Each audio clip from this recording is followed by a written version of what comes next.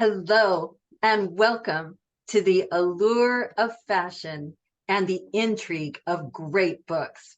Today's episode will dive into the fun of fashionable bathing suits and skim the waves of the fabulous Holly Swimsuit series of cozy mystery novels. I'm your host, Wendy Kendall. The result of my love of fashion and especially my passion for purses, mystery, and romance are the books I've authored in the intriguing In Pursuit Mysteries. Cat Out of the Bag introduces Catherine Watson, purse designer, amateur sleuth. As Catherine moves from designer bags to body bags, she's uncovering clues to a murder. The prequel, Pistachio Makes a Splash, delves into a chilling cold case. Finalist for Best Romantic Suspense at Killer Nashville, Snow Kiss Cookies to Die For creates a tangle of mystery and love.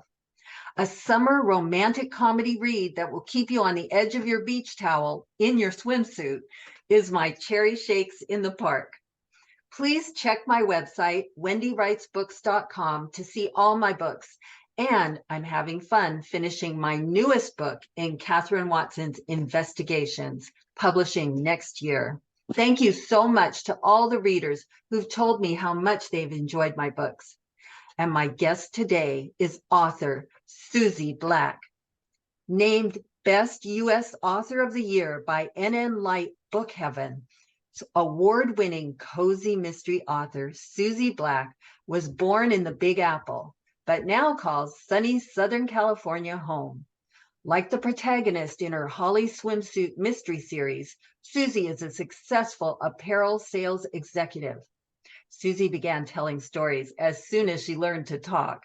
Now she's telling all the stories from her garment industry experiences in humorous, very humorous mysteries. Welcome back, Susie Black, for another pursuit of fashion and fiction. Well, hello, Wendy. I am utterly thrilled to have been invited back. Thank you so much. I'm looking forward to our chat more than you can imagine. Oh, I'm so excited about it. And I'm so glad to see you, Susie. Can you tell our listeners about how your career in fashion started? Well, like so many things in life, it was an accident, literally. I had graduated from college with a journalism degree, and my family had moved to Florida. I didn't want to move to God's waiting room, so I stayed in LA.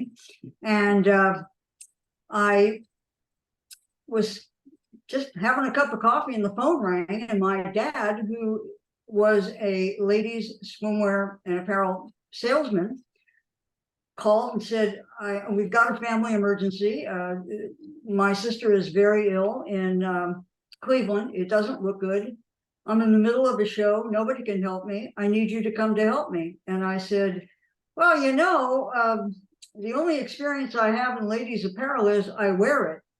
Who's going to help me? He said, your mom. And I said, oh, swell, the blind leading the deaf. But it's my dad.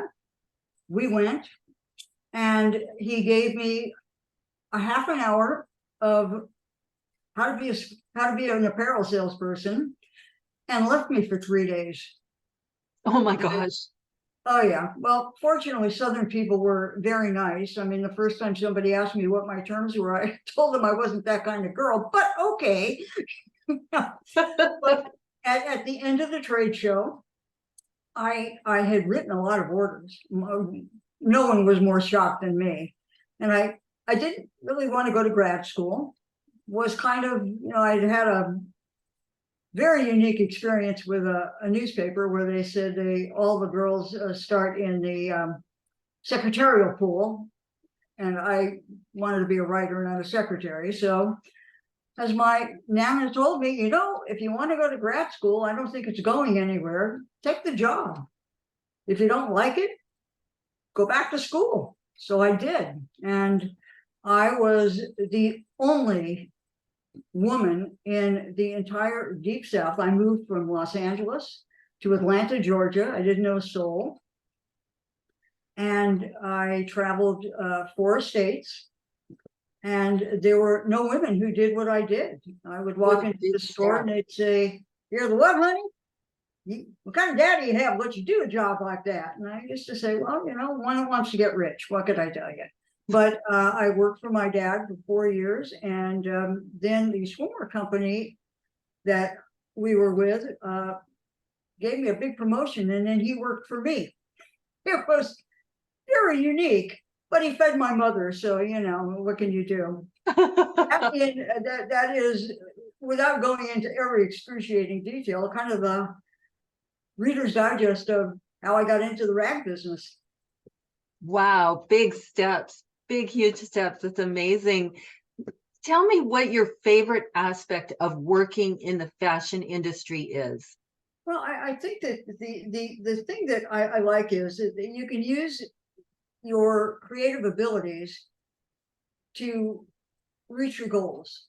What I found is that writing a novel and selling a swimsuit line have a lot of more similarities than you'd ever think, because both tell a story, and they both share the elements of a beginning, a middle, an end, and most important, a point of view.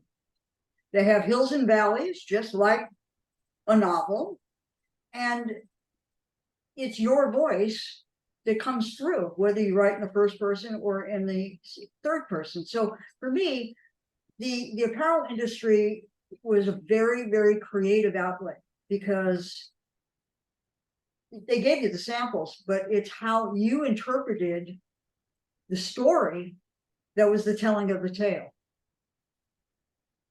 I like that. Now, your writing career actually began with a journal that you kept from your start in the garment industry, all about all your experiences. So True. can you tell us a little bit about your journaling, your enthusiasm for storytelling, which already we can just hear it in your voice, and your inspirations to pursue writing a mystery series? Well, I actually have my maternal grandmother to thank for the journal. We were out in the store shopping one day, and I was saying, gee, I like what I do, but I always wonder what if I had pursued the journalism career. And she said, we were talking about my experiences on the road, and she said, get it all down on paper, write a journal. This is the reason why you got into the apparel industry. You are destined to write about it. And she was right. She So sure was. That very early part of my career, every night I wrote in that journal. I wrote about the quirky, somewhat challenging people I came in contact with, and the many crazy situations I got myself into and got myself out of. So that journal has really been the foundation of everything that I write. As far as using it to write mysteries, well, there is nothing quite as cathartic as knocking off somebody fictionally that in real life you would not have minded eliminating. So every one of my stories, now all of my stories, the characters are based on people I know or people I knew. And some of them I didn't like so much, and gosh, it's fantastic. It's very cathartic knocking somebody off and you go, yeah, take that. Your characters are so fantastic too. We're going to be talking about some of them. They're just so well done. They just come to life. Your mystery novels. So the series, listeners, is the Holly Swimsuit series. Yes. Susie, can you tell us what's important to know about swimsuit fashions? What's important in design? And for the buying public, what's important to look for when you're buying it for your personal use, whether it's for lounging or race training or working out, swimming laps, beach wear? What's the difference? Like, is there a difference between beach wear and pool wear? What's the special surprise also that you have available for our listeners? I'm going to get to that in a minute. I'd like to say that swimwear is the art of illusion. Because if you know the right style that is good for your body, you can either hide a flaw, or you can strut your stuff and show off your best attribute. But the key to any consumer is to know what body type they have. And very few people have a proportionate body. They're either short-waisted, long-waisted, doesn't matter. My advice is to always go into a swimwear store, specialty store, and have somebody who is knowledgeable measure you. And then especially if you like to wear a two-piece suit, head directly over to the separates department, because you can buy a top that best fits your bust line and a bottom that accentuates what you want. Now, you asked me a question about a couple of styles. If you are an active person, like you are a swimmer, the best thing to buy is a tank suit with an X back and either a shelf bra or a built-in bra. That will give you support up front, and the straps in the back will give you lots of support where you need it. And it also is sort of aerodynamic and will help you zoom a little faster. And the other thing about a suit like that, you can still be fashionable and feminine. Where the hip meets the thigh, don't have the cut be a straight across. Have it like an arc. It gives you a longer, leggier look. And believe me, at 4'9", I could use every inch of longer and leggier. And if on the other side of the coin, you have something that you want to conceal, you get a tankini, which will give you you'll look like you're in a one-piece suit, but it's a two-piece suit, or anything with a skirt. A skirted suit will hide a multitude of sins and is still very, very feminine. So those are just a couple of things that are kind of a broad brush stroke of what to look for. But the trick is know your body type and know what kind of style fits in. And that is where I can help. Because originally I wrote a fit guide for my customers. And they gave it to all of their employees so that they could help their consumers. But when I went into writing novels, I said, well, what the heck? So I rewrote it and made it a little bit more funny. And I give every single body type. I give what the best styles are, and I have little pictures so that when I say it's a bandeau bra, somebody knows what it is. When I say it's a twist bra, they know what it is. But I tell you which styles look good on every single body. And I go from plus size women to flat-chested women to girls with no tush and girls with big girls and everything in between. And I would like to make an offer to your followers. I would like to offer the swimsuit guide, the fit guide, absolutely free if they will just send me an email. What do you think? That is fantastic. I hope that would be okay. I mean, but listeners, definitely, this is going to be fantastic. You really want to do this. Holly, go ahead. Can you give them the email that they can reach you at?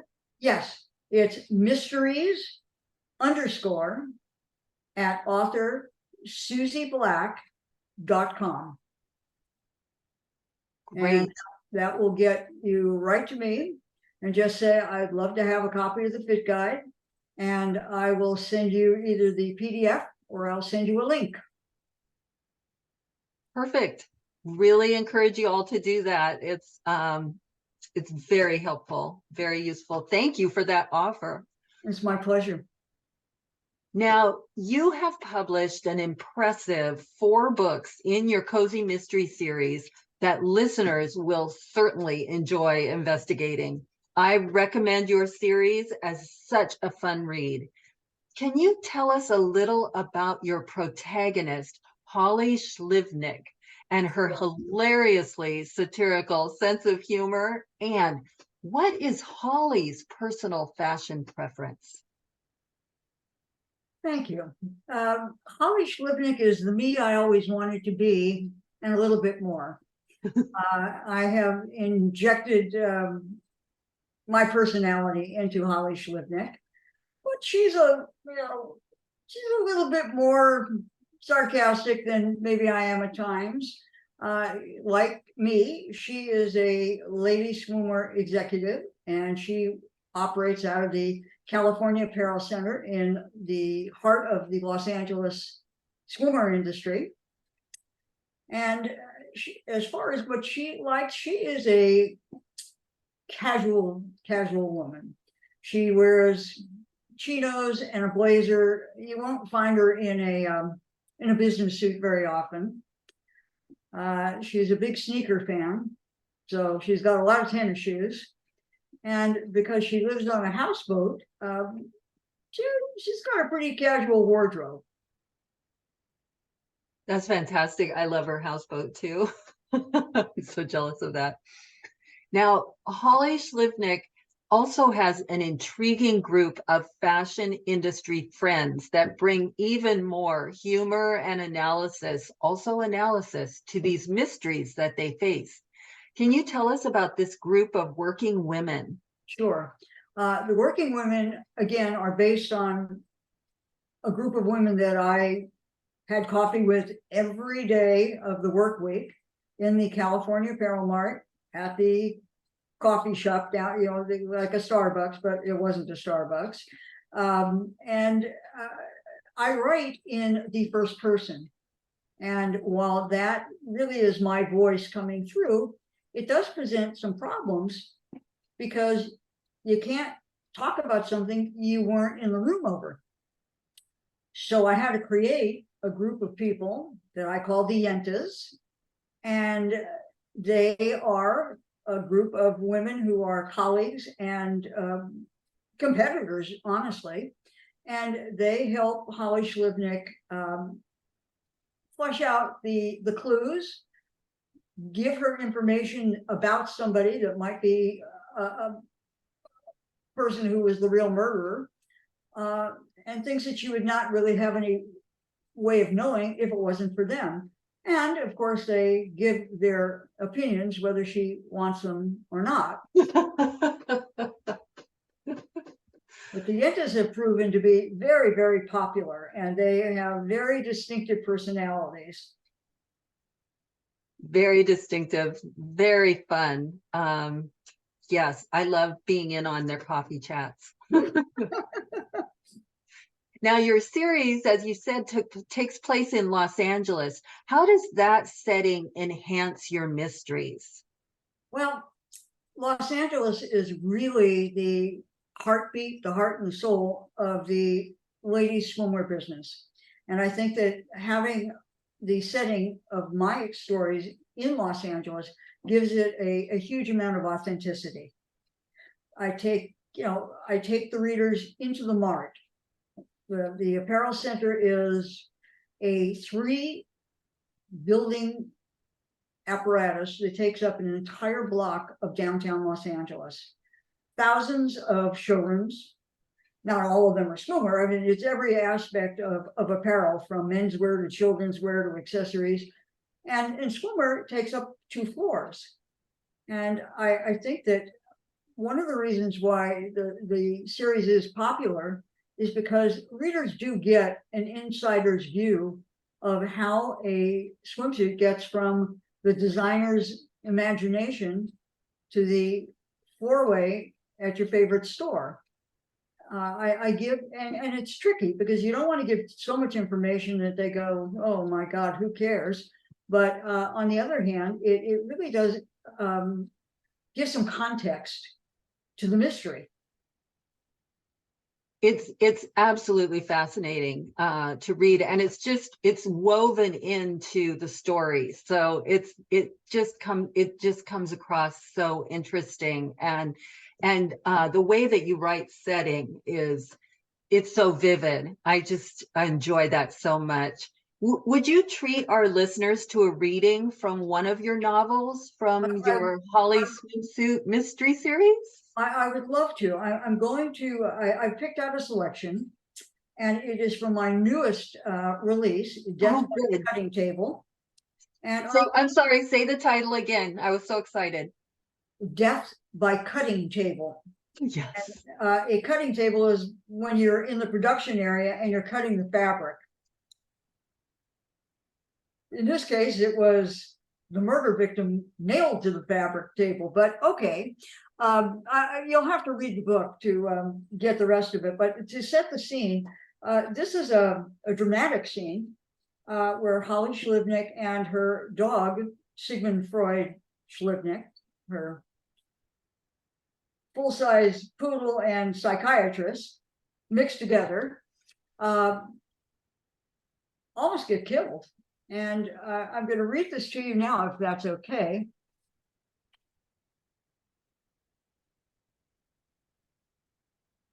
Ready? All set. Okay. Siggy's frantic, loud barking woke me with a start in the pitch dark. If this kept up any longer, he'd wake up the whole dock. Or was I just dreaming? A glance into Siggy's empty basket across from my bed answered the question. My heart jackhammered in my chest with the strength of a pile driver. I flipped the light switch on next to the bed, but it just made a clicking sound. The face of the clock radio was dark. My watch said midnight. I shook my head to clear the cobwebs. Siggy never did anything this crazy before. Why would a power outage send my dog over the edge? There must be something more to it. I pulled the baseball bat out from under my bed. With only a sliver of moonlight as a beacon, I felt my way like a blind guy past the main salon of the boat. I pulled a flashlight from the tool drawer in the galley. A quick check of the doors and porthole said security wasn't breached. Thank heavens. So why was my dog going nuts? Siggy's ears lay back, plastered to the sides of his head. His furs stood on end as though he'd stuck a paw in a light socket. He stood rigidly at full attention and barked his head off in front of the forward door. I pulled him by the collar and shushed him from barking to a low growl on the back of his throat. I cracked open the front door and stuck my head out and scoped a 180 around the dock. The street lights were on, as well as lights on top of the gangplank. A half a dozen apartments were also lit. A single light shined inside the cabin cruiser 2 boats from mine. My boat seemed to be the only thing in the entire marina with no power. This wasn't the first time I'd been the only one with no power. When I first bought the boat, I learned the hard way not to let the coffee maker, the microwave, and the television run at the same time or the circuits overload and kaboom. But in the middle of the night, with no appliances running or an electrical storm to cause a power outage, the blood froze in my veins. The answer wasn't inside the boat. The answer was outside. I hoisted myself over the forward deck onto the dock with my heart in my throat. A faint hint of smoke wafted from the breaker box and the power outlet as I reached the end of the dock. I yanked the damaged plug out of the outlet and threw it in the water. I blasted the dock power outlet and breaker with a fire extinguisher and pulled the other end of the power cord out of the boat with the power outlet. 8 minutes after my 911 call, the cavalry arrived in force and all hell broke loose. The psychedelic light shows of the emergency vehicles flashing strobe bubbles created an eerie specter as they bounced off the walls of the apartment buildings across the marina. While the firemen examined the breaker box, 2 LA County deputy sheriffs kept my dock neighbors at a distance from my boat, now swathed with yellow crime scene tape. After the deputy sheriffs arrived, Antonio, the security guard, called the dockmaster to bring her up to speed. 20 minutes later, dock mistress Audrey Camarillo showed up on my slip to consult with me and the first responders. A fireman squatted in front of the breaker box and electric system outlet. See this? Siggy sidled over next to the fireman, and the nosy Parker hound rested his head on the guy's shoulder for a closer look. The fireman laughed and gave my curious canine a howdy-doody scratch behind the ears. The fireman pointed to the marine power cable connected from the outlet to my boat. The interior guts of the marine cable are covered by a protective rubber encasement. The cable was slit open, exposing the wiring inside mid-cable to the prongs of the tampered plug.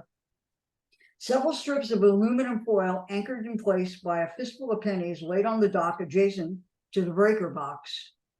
The fireman said, whoever did this is no amateur. They knew exactly what they were doing. If they hadn't been interrupted, they would have jammed the pennies in the breakers and wrapped the breakers with the aluminum foil. The breaker would have blown and ignited a fire. With the rubber-coated power cable serving as a connector, the fiberglass boat would have burned to a crisp in a matter of minutes. He stroked his gloved hand across Siggy's head. It's a darn good thing Miss Schlivnick's dog scared them off. He turned to 180 around the basin. With all the gasoline-powered motors, they came within a hair of a disc of blowing up the dock and burning this entire basin to ashes. The fireman shoved his helmet to the crown of his head and whistled through a gap in his front teeth. Somebody wanted Miss Schlivnick dead, and they came mighty darn close to succeeding. Wow. Oh, wow. Thank you for that super reading. Love it. These characters are really something, and all of these cozy mysteries are very intriguing. And even though this is such a dramatic scene, you still insert some use of humor so skillfully. And I just love that. Can you tell us what's important for you as the author when writing humor within a mystery? Well, I think there's a couple of things. Number one, you have to deliver to the reader what you promise. Number two, you have to couch the humor to the personality of the person who is being funny. They have to be true to their character. They can't be out of place. And lastly, I try really, really hard not to make my humor hurtful. Yep. But those are the three standards that I measure my humor by. But the middle one, to me, is the key to being a successful humorous author. Because if you don't really match the humor up with the personality, it's going to fall flat. Well, you really have an incredible skill range, because hearing this dramatic scene that as you just read it was, I mean, you're on the edge of your seat as you're hearing you read that scene. And then, but then I know these other fully flat out humorous scenes that you have. So your skill level is diverse. you know, I kind of struggled a little bit when you had asked me, to do a reading. I thought, all right, funny, dramatic, funny, dramatic. And I thought, well, there's enough humor in the drama, with my dog coming, with Holly's dog coming over there and sticking his nose over there, looking around. Literally sticking her nose in the business. Oh, yes. Absolutely. But I hope that was okay that I made that selection. Excellent. Loved it. Now, along with beach attire, there's lots of accessories for the beach or the pool or the jacuzzi. I love jacuzzi. What fashion appeals most to you in a beach bag to carry what you need for swimming fun? Because I am a handbag person. Yes, you are, and we share that passion. I have a lot of handbags and shoes. Oh well, that's another story. But what I think, I look at it in terms of not only as a consumer, but as somebody who advises, what kind of beach accessories to use. And I like the idea of a lightweight canvas. I like them in, they've got to have a good sturdy strap, and I like the strap long enough where they can either wear it on the crook of their arm or on their shoulder. I like it to have an enclosure. For me, a zipper is preferable, lots of pockets, and it's got to be fun. I like fun colors. I think a very cool screen print that's kind of beachy or says something about the pool is a must. And I think that it speaks to a person's personality. And I think that it's got to have a lot of pockets. And I especially like the pockets where it's got a little zipper or one that you can take out altogether. So if you want to take your hotel key and put it inside, but you don't want to leave it in the bag, you can do that. But I really gravitate towards a lightweight canvas that, and they can treat them nowadays so that they're water impervious. So that even if you get them wet, nothing is going to leak right through. Yes, we agree on so many things with this. Yes, I think the best bags are the ones that make it easy to tote Yes. towels, swimsuits, drinks, anything on the go. Find a strong and durable pick and consider the materials, the structure, the utility, the comfort, and of course the style, because it has to be functional, built to last, but like you said, fun. And I like, well, I'm a big bag girl, although okay, well, I take that back because I like some clutches too. And the crossbodies, yes. But I do like roomy, sturdy, timeless, somewhat waterproof, lots of pockets, as you mentioned. That's a huge advantage. And also, I like them that have a standing flat bottom. Oh, yes. Yes. That's Yes, so ma'am. helpful. Yes. I agree with you completely. And But having enough room for that towel, and if you have that flat base, you can fold it up into eighths, and that can be your foundation for everything else that goes on top. That's a very good point. yes, and I like the secure areas with either zippers or snaps, or the Yep. detachable pouch is always a hit. And you talked about the best materials, cotton canvas, sometimes vinyl, fresh or woven straw textures like a I love the raffia. straw. I live in a very hot area. Vinyl would melt. But if you're in a normal area and not here with hell on earth, then vinyl would be a very, very cool thing. And it holds color magnificently. That Oh, is, good point. it is. One thing about canvas is it's cotton, and cotton absorbs color. So if you're looking for neons, you're going to be disappointed. I mean, you can start with a neon, but it's the fabric just sucks it right in, and you're not going to get that bright orange that you think you are. But other than that, but the colors are so vibrant. No, that's a really good point. And also, if you're conscious about buying eco-friendly products, I'm going to give you a recommendation. Look for brands that work with recycled water bottles or vegan. And here's a recommendation, Matt and Nat brand backpack or tote would be great.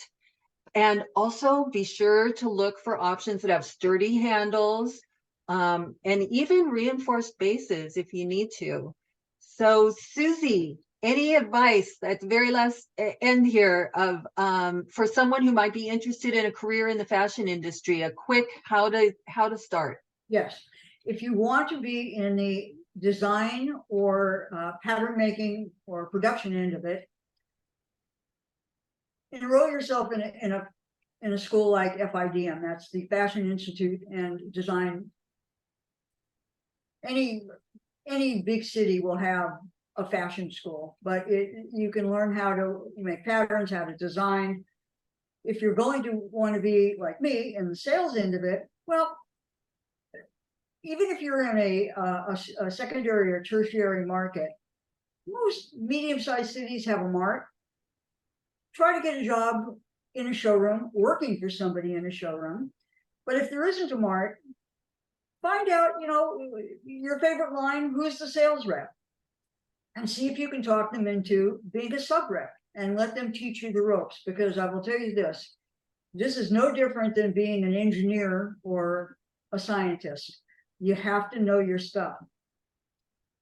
And the only way you're going to learn is to have somebody teach you. But because you're selling confidence, you're not selling clothing, you're selling yourself, and you're selling your ability to put the right thing in the right person at the right time. And if you never lose thought of that, you're going to be a success. Very good. Okay, thank you so much for sharing this fashion and fiction fun with us. Can you tell us just quickly what's coming up next for your readers to look forward to?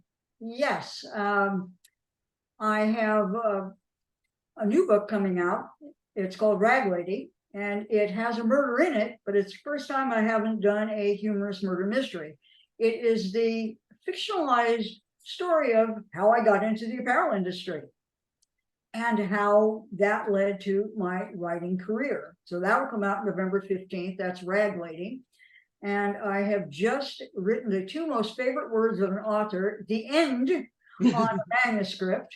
And that will be book number 6, which will be a mystery. And that is called Death by Jelly Beans. And it would have been written a lot faster if I hadn't laughed so much while I was writing it. But the victim is a department store 6-foot Easter bunny. So I had a lot of fun with it. And one last thing, Wendy, I just came up with an idea, and I'm so excited about it. It is a prequel to my Holly Swimsuit Mystery series, and it is going to be the protagonist, Holly Swimsuit, as a high school student on her student newspaper as a reporter. And yep, she discovers bodies. So lots to look forward to here with Susie.